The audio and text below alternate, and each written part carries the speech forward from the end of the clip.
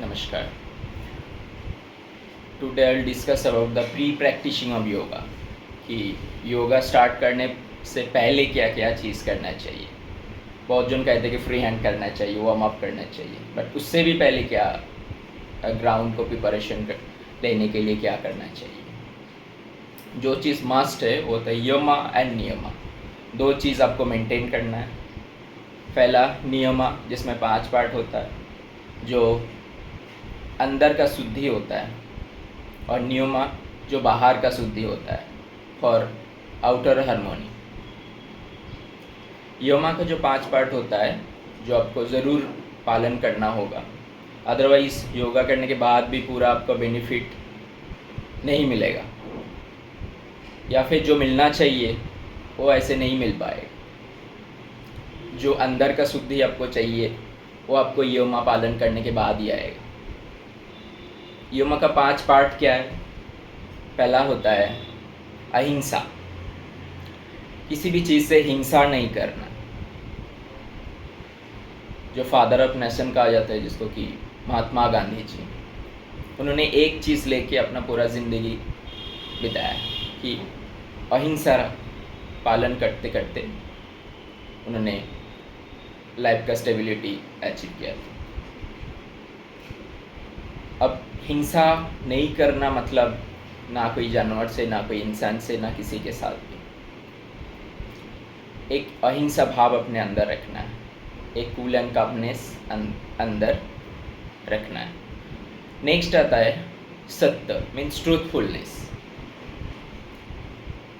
कोई भी सिचुएशन आए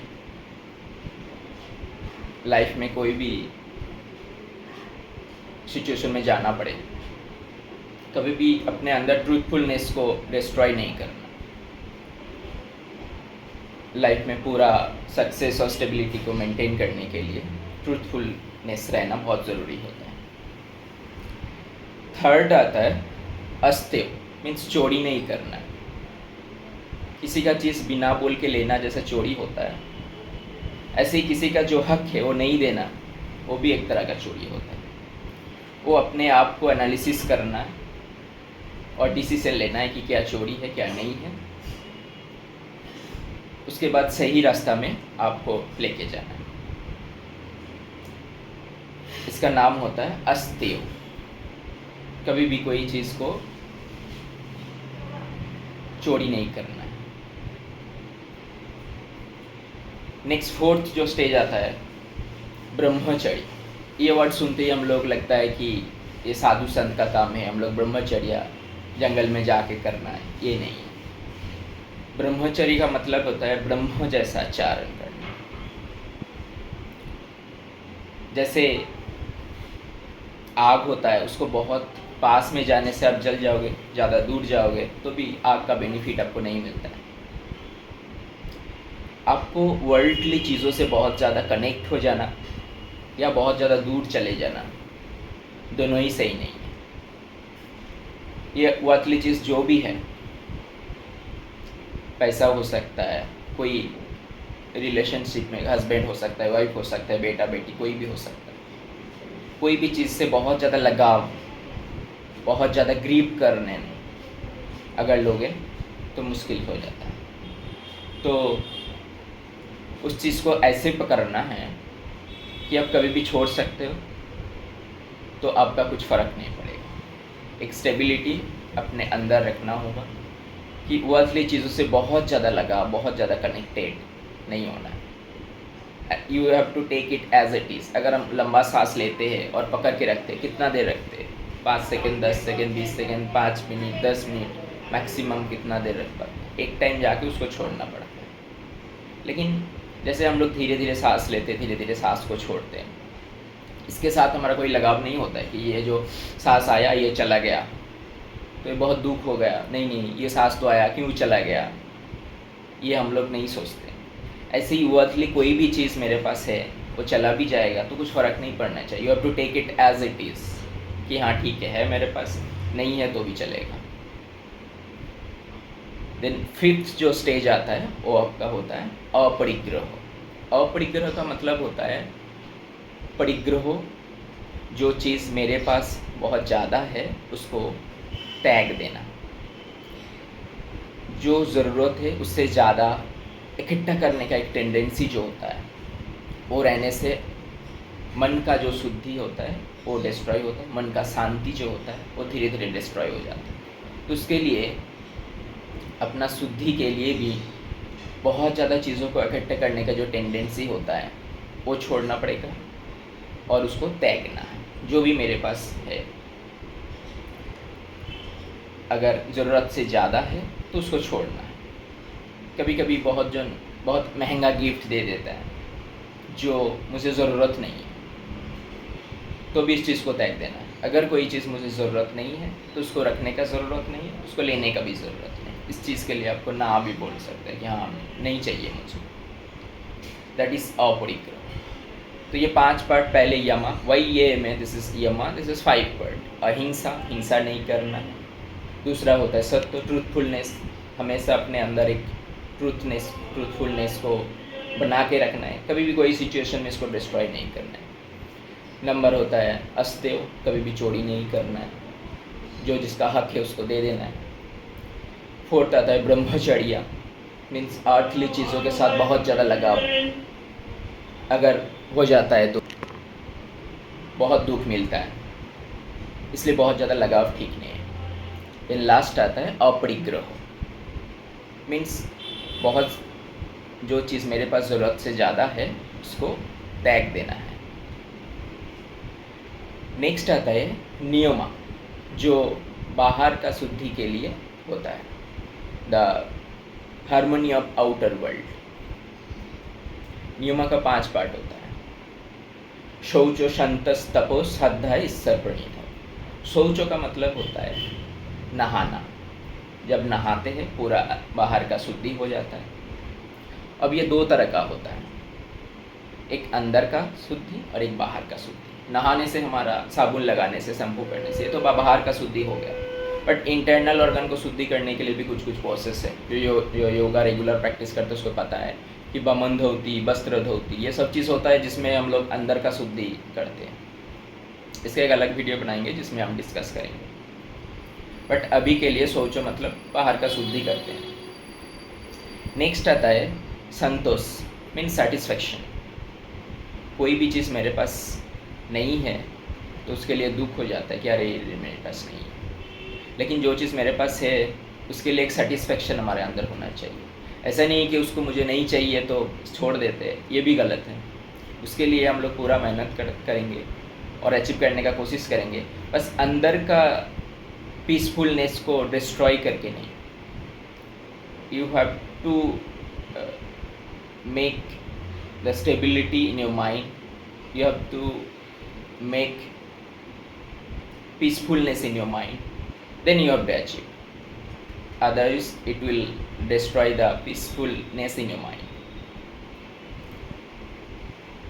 तो ये संतोष मीन सेटिस्फेक्शन हमेशा मन में रखना है। देन थर्ड आता है तपो। तपो मीन्स जैसे संस्कृत में जो वर्ड है कि छत्रनं अध्ययनम तपो, जो स्टूडेंट्स होता है उसके लिए पढ़ाई उसका तपस्या होता है।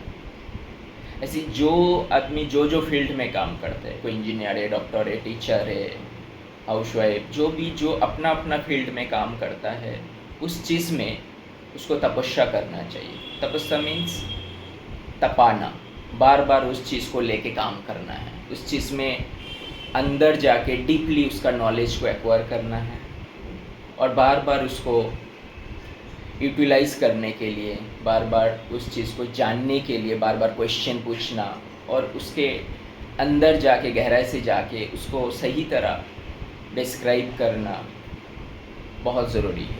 दिस इज कल तपो, इस तपस्या। अपना फील्ड में अपना काम पे फोकस करके उस चीज़ को बहुत परफेक्टली जानना, दैट इज़ तपस्या। तपस्या वर्ड सुनते ही लगता है कि ये साधु संत का काम है, नहीं, ये हर एक आदमी कर सकते हैं अपना काम को लेके, अपना लाइफ को लेके, कि सही अच्छे से लाइफ को कैसे लीड करें, अपना काम को और बेटर कैसे करें, ये होता है तपस्या। देन होता है साधाई। साधाई mean self study. Self study में आ जाता है कि इसका डेफिनेशन बहुत जन बोलता है कि कुछ बुक्स पढ़ना जिसमें अपने आप को जानना है, बट इससे भी बेटर है कि अपने आप को बार बार क्वेश्चन पूछना कि हु एम आई, मैं कहाँ से आया हूँ, मेरा काम क्या है। द नॉलेज जिसमें आपको जानना है कि सच में मैं कौन हूँ, मेरा काम क्या है, क्यों दुनिया में आया। थोड़ा स्पिरिचुअली होके इस चीज़ को जानना ज़रूरी है। अगर आप बहुत कुछ बुक्स पढ़ेंगे तो ये चीज़ आप रियलाइज़ कर पाएंगे, लेकिन सबसे बेस्ट तरीका होता है कि अपने आप को क्वेश्चन पूछना बार बार कि हु एम आई। इसका जो नॉलेज आपको जो मिलेगा ये आपको परफेक्शन की तरफ लेके जाता है। ये होता है सेल्फ स्टडी। सेल्फ अपना चीज़ को लेके, मैं कौन हूँ, इस चीज़ को लेके जब आप आगे बढ़ेंगे तब ये होता है साधाई। साधाई उधाई, स्टडी करना, बार बार चीज़ को लेके स्टडी करना। देख फिफ्थ जो आता है नियमा का, वो होता है ईश्वर प्रणिधान। ईश्वर प्रणिधान कुछ आपका जो भी गॉड है, जो चीज़ को आप मानते हैं, जिस भगवान को आप मानते हैं, अब उसको लेके थोड़ा आपको स्टडी करना है।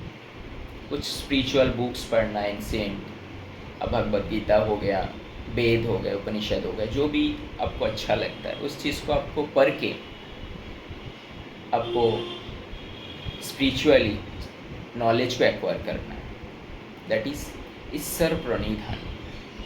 थोड़ा गॉड के बारे में जानना है और उसको लेके स्टडी करना है।